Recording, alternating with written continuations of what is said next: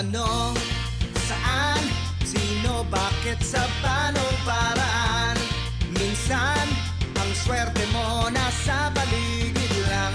Ang buhay ay ganyan, nasa palad mo ang pagbabago ng takbo.